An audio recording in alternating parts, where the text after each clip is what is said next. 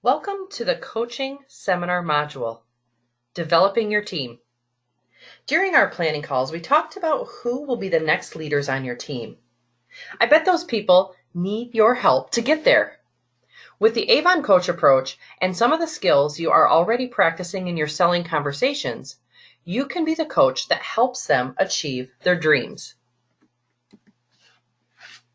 Today we're going to talk about support and the S in boss. We're going to talk about who to coach, the Avon Coach approach, begin coaching, the coaching interaction, coaching is also like selling, and your coaching plan. The S in boss stands for support, and coaching is part of support. Coaching is one way you can support your team. Help them lather, rinse, and repeat all of the skills needed to grow their Avon businesses. Think back about a person you knew. Who would you identify as the greatest coach you've ever met or known? It could be a boss, a coach, a mentor, neighbor, maybe even a family or friend. Think about some of the qualities that made them a great coach for you. As I think back, I think about my band director. He was an amazing coach, and he just had a way with people, and he was a great mentor.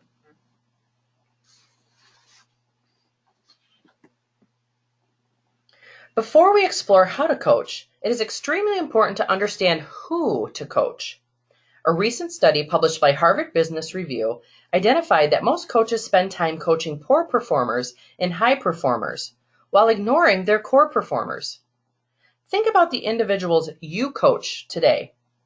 You may think of it as formal coaching, but I would imagine there are some team members that get more attention than others. Coaching poor performers often feels appropriate as there is nowhere for them to go but up. You have to consider, though, that these individuals may not be in the right role to begin with based on their skill set. So ask yourself, have you ever spent a bunch of time coaching someone who really just doesn't improve? So let's talk about, aside from your poor performers, coaching high performers can be easier and a lot more fun. But some of these individuals aren't necessarily motivated to change something that isn't broken. The research shows that it's actually the core or the mid-tier performers that represent the biggest opportunity for impacting your team's overall performance. Even a moderate improvement of coaching these core performers is said to improve their performance by 19%. So it's important to prioritize your coaching time wisely by seeking out high potential core performers that are enthusiastic and open to your feedback. Because don't forget, your time is valuable.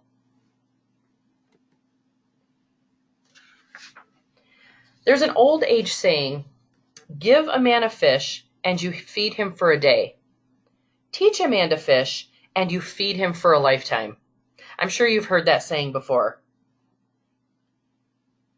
Being someone that others want to follow comes down to empowering individuals to be the best version of themselves.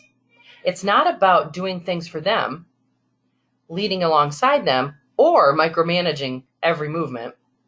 Instead, it's about building them up, supporting their efforts, and coaching them to become a leader. When you do this, you empower people to become an amazing entrepreneur that they can actually see themselves to become. And then in turn, they can bring this amazing Avon opportunity to others. So we want to take it from doing it for them or even directing their actions. We want to become opportunity makers by building their capability and supporting their efforts and coaching them to lead as well.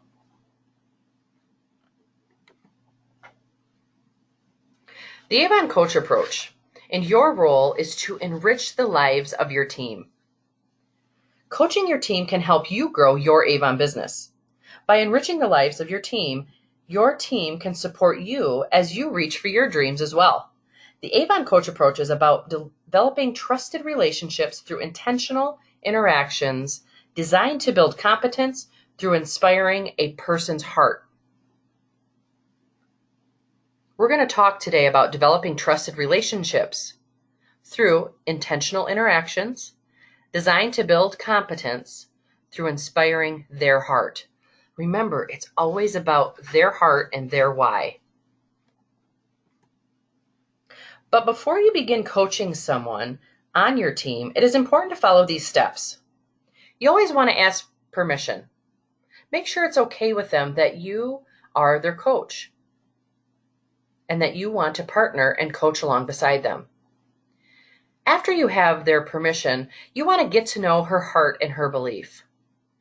And if you all remember, in our first kickoff, that was a chance for me to get to know your heart and your belief when you filled out your application guide. You also want to plan to build a trusted relationship. And we're going to talk about what that means.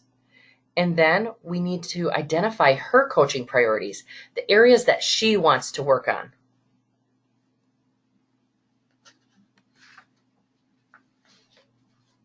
So let's talk about ask for permission. You want to show your respect for her and start your coaching relationship off on the right foot. So once you identify somebody that you want to coach and that you need to ask for her permission. A way that you could do that is say, you're doing so well with your Avon business. I have some ideas that I think might help you achieve even more. I would love to coach you. What do you think?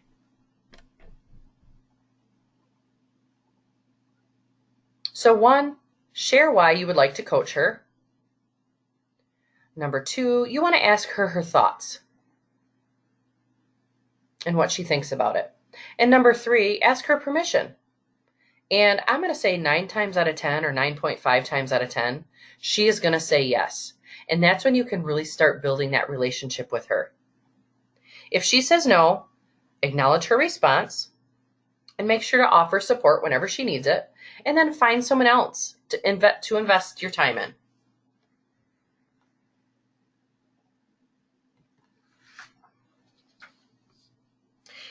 And in order to inspire your person, this individual, you have to first understand her. You will want to understand why they have their Avon business, as well as what is important to them. By asking some of these questions, you can learn a lot about the leader's heart. If you remember, we have used this heart in the past in your kickoff, and it's a great way to learn more about the person that you're going to coach. What does she want in life? What doesn't she want in life? Why does she have an Avon business? I love that question because it allows us to dig deeper and really see what brought her to Avon in the first place. And then how does running her Avon business make her feel? Maybe it makes her feel empowered. Maybe it makes her feel business savvy or more independent or more confident in herself. And how has her Avon business changed her life in a positive way? Maybe she's made new friends. Or maybe she's grown more confident. Maybe she's not as shy as she once was. Maybe she's able to get up in front of a group now and talk with others. Maybe it's allowed her to pay for a college tuition for one of her children. So just be thinking about a team member of yours and try your best to articulate these questions to them. And actually, it's always important that you share your heart with them as well. And that's all about building a trusted relationship. We tend to think about the 3 R words when building trust. Number 1, be real. Be authentic, be realistic, and share your story with them. Number 2, be relatable. Listen, empathize, tailor messages to their story. And then being reliable. Establish credibility. Be consistent and be present for them. To be real, it requires you to be authentic, realistic, and for you to share what brought you to Avon and your story for your business. And this leads the individual to feel like she can relate to you better. Being relatable would require that you listen, that you empathize, and that you tailor your message to their story. So, for example, if a team member is struggling with how to manage their time more effectively, provide guidance based on your own experience. This isn't just about leading by example, but helping your team realize that you were once in their shoes and you overcame many of the same obstacles that they're now facing. Seeing your success will make you more relatable and motivate them to strive for what you've accomplished. And then being reliable is all about establishing that credibility and being consistent. And make sure you're present every time you're with them and really listening. It's a great idea to talk with your team about her coaching priorities so you can help her in the areas she feels are most important. As you probably remember, we worked to identify your individual coaching priorities when we took the self-assessment during the kickoff module. You should consider doing a similar exercise with your team member. Ask her to review the competencies and share where she thinks she is strong and what areas she would like to work on. You can also suggest areas where you feel you can make an impact and help her to grow her Avon business. By identifying her coaching priorities, you can prioritize your coaching conversations to maximize their impact.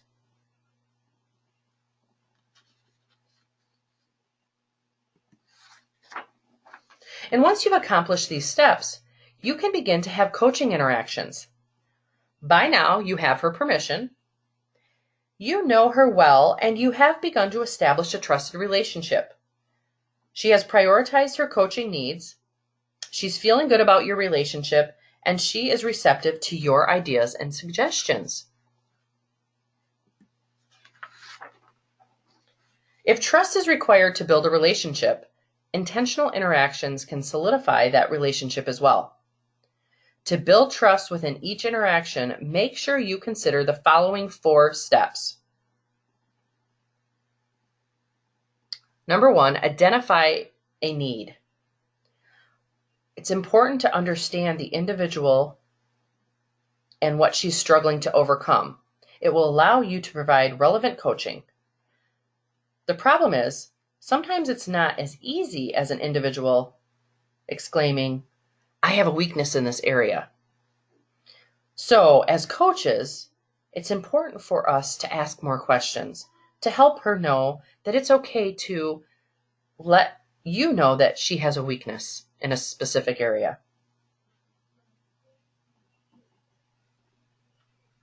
Then you're going to want to investigate why. Why is there a need? Might the individual be unaware of what's expected of them? Are they demonstrating awareness in a consistent fashion? Understanding why allows you to tailor your support specifically for her. And then really, this is so important to instill confidence in the person that you're working with. What can you recommend and share that will motivate the individual to move forward and try harder?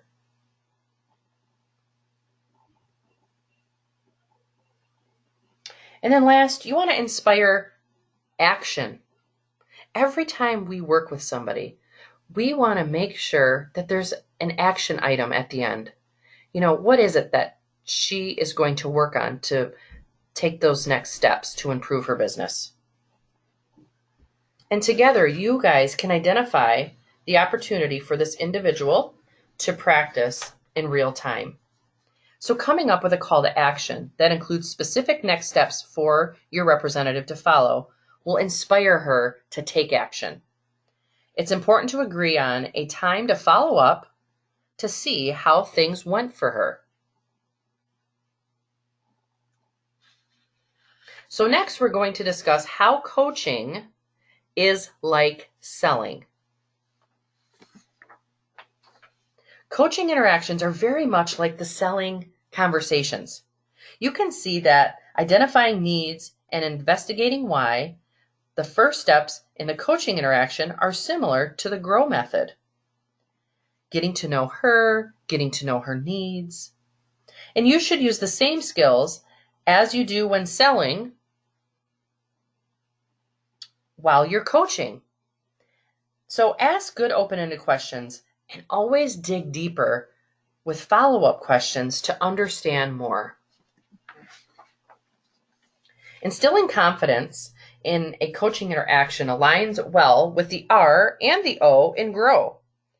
In order to instill confidence with your team member, you need to recommend some possible solutions for her.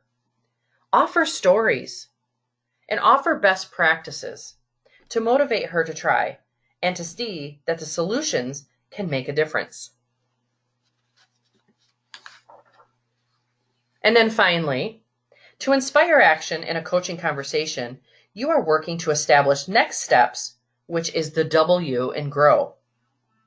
You want to work with your team member to identify what she can do to practice her skills or try new approaches soon after the interaction together. Collaborate on a call to action, get her to commit, and then follow up with her to see how it went. Follow-up is always so important, not only to provide accountability, like an accountability partner, but to also give the opportunity to celebrate any success she may have had. So not only do selling conversation and coaching interactions involve similar steps, they also require one very important skill. And that skill is listening with questions. As a coach and a salesperson, it is vital to ask a lot of good open-ended questions and listen carefully to the person you are speaking with. There are a broad range of benefits from effective questioning, from being able to connect in more meaningful ways to helping individuals self-discover opportunities for growth and ideas for improvement. Let's review the do's and don'ts of effective questioning. Lead her to self-discover. So just like in conversational selling, you want to ask those open-ended questions and follow-up questions to talk less and listen more. Because remember, coaching really is all about her.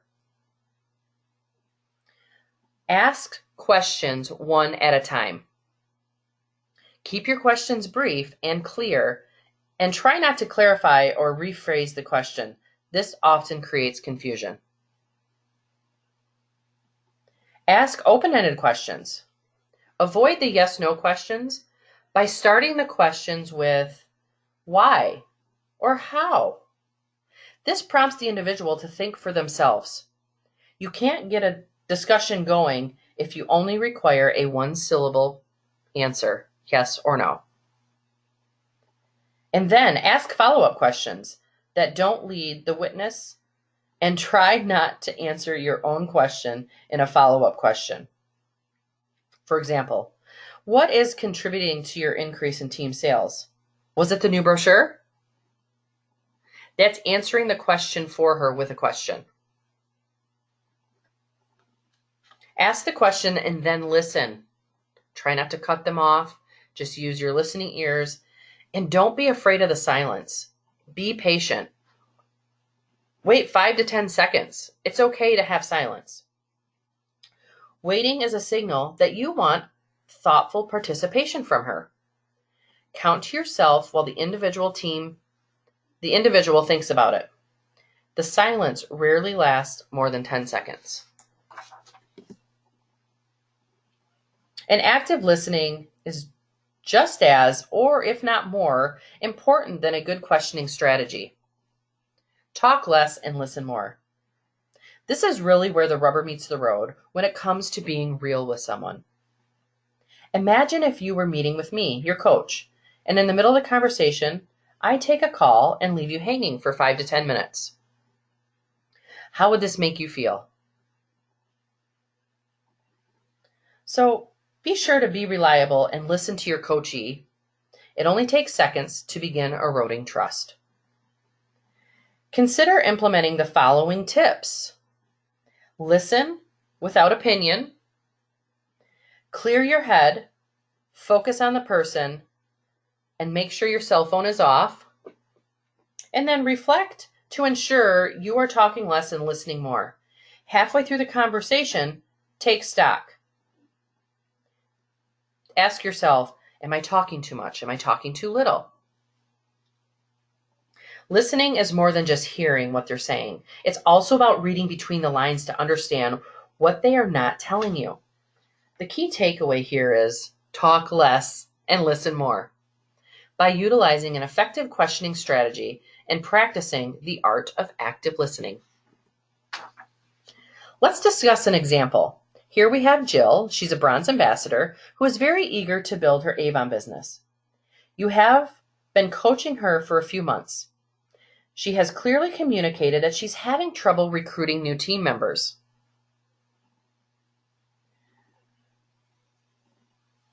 So what questions might you ask, stories might you share, or recommendations might you make to help Jill overcome her challenge? So in anticipation of next week's coaching conversation, put yourselves in the position of the coach in this scenario. Pretend that this is one of your team members. What questions might you ask her when investigating why Jill is unable to recruit new team members? Here's some examples of some good questions. Oh, I understand you're having a hard time with recruiting. Why do you think that is? And remember, give her some time to answer the question and to think about her answer. Okay, well, tell me, where do you feel like you're struggling the most?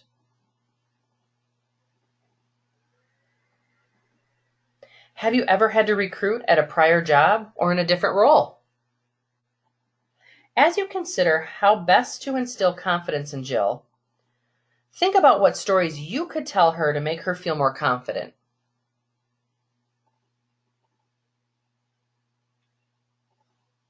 You could talk about your past experiences in recruiting by saying, here's what I did, and this is what worked well for me. Can you talk about how others on the team became more comfortable that you've seen on your own team? Well, here's what somebody on my team did, and this is what worked well for them. So then let's move on to inspiring action, and assume that while we were investigating and asking questions and finding out what the why was behind being unable to get new recruits, we uncovered that Jill lacks the skill to do effective discovery because she's never had to do it before. And by discovery, we mean she's ineffective at finding out the person's why. So what might you recommend to help Jill become more comfortable executing the discovery piece?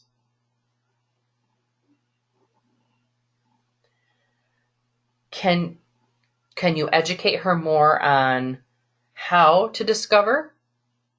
How maybe you've done it with some questions that you've used? Could you set aside some of your time and show Jill how to execute discovery so she can observe you? Can Jill shadow a fellow team member maybe at an event? Or could you role play with Jill so that she can practice executing that discovery piece? So as you engage in coaching interactions with your team members, it's important to document your progress. We have developed a really nice coaching plan for this purpose. You received it along with the other leader materials for this module. It is an editable PDF similar to your application guides. The coaching plan includes the following sections. Why did you choose this person to coach? And before you begin coaching, did you ask her permission? Did you learn the leader's heart, prepare to build trust, and identify coaching priorities? There's also the heart piece. What have you learned about the person, her heart and her belief? And then competence. What are her coaching priorities? What is your plan for coaching them? Relationship. Based on what you know, how will you customize your approach to build trust with her? How will you be real, relatable, and reliable? And then your interactions. For each coaching interaction, what is your plan? You can note the interaction and the follow-up items on the next steps, and that would be very beneficial for you to keep track of your progress with the person that you're coaching. And your application guide. Now that we've covered all the seminar content, let's talk about the application guide. It's called Coaching Your Team.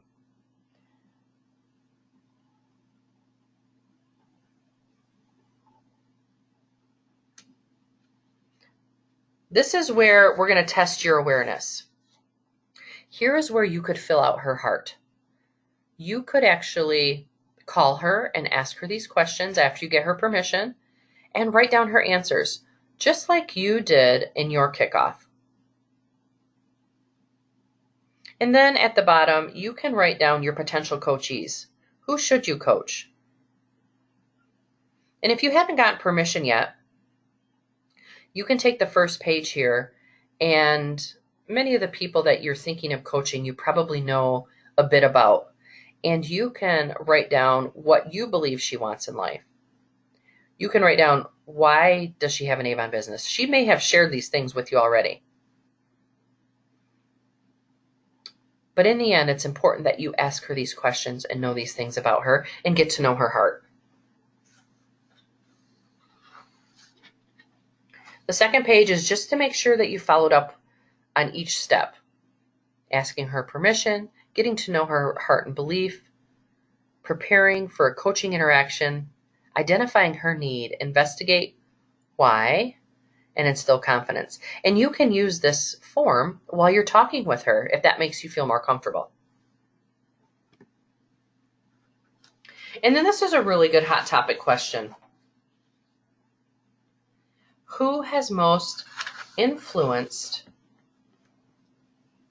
your success with your Avon business and why? I would love to hear that from each of you.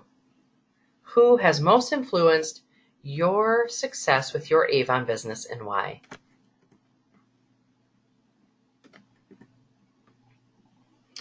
By following the coach approach, you can help your team members grow their Avon businesses and become more confident.